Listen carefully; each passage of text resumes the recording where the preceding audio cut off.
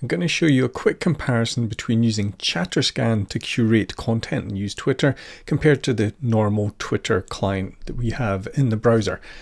I tend to curate content on desktop applications rather than in the mobile app, so I'm always using this online.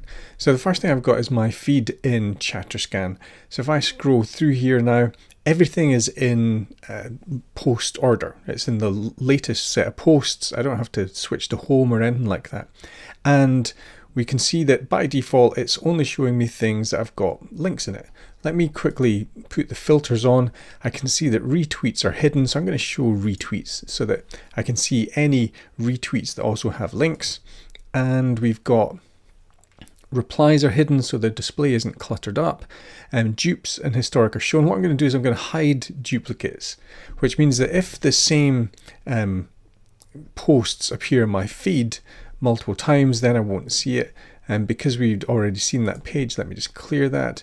And let's refresh so I can see the actual display. So now I've got everything set up the way I would normally set up.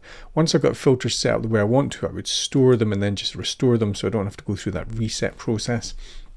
But now I'm looking at my feed and I can see posts that have got links in it. I can scroll through them fairly quickly. Everything's got a common layout. Images don't like jump up at different sizes. Videos don't autoplay. If I want to see the actual details of a tweet, then I can just go to it and read it on Twitter. And then I'll see all the details of it. But I tend to just scroll through this and curate it, and it's fairly fast for me to go through. If I want to, I can go down here and see tweets that don't have any links in it, and they might have images or things like that, but they don't have links. When I'm curating content, I'm mainly interested in stuff that has links. Let me compare that to what happens when I use Twitter. So if I look at the Twitter feed, it renders a little bit more slowly, and there's a lot of noise because there's adverts, there's things that don't have links. I'd have to read it to see what the actual value was. It's gone into home mode. I never read things in home mode, but Twitter keeps switching back to that. So latest tweets, I can scroll through it. I find it quite slow to do this because there's a lot of noise and clutter. But with Chatterscan, if I refresh this now, everything that I've seen before will already be kind of marked as this hidden one. So if it shows up in my feed as kind of hidden, then I see other people are mentioning it quite a lot. It might be important, but I just find the Chatterscan view a lot faster to read and move through to look for anything that I'm going to retweet, because I'm mainly going to retweet things that have links to something else.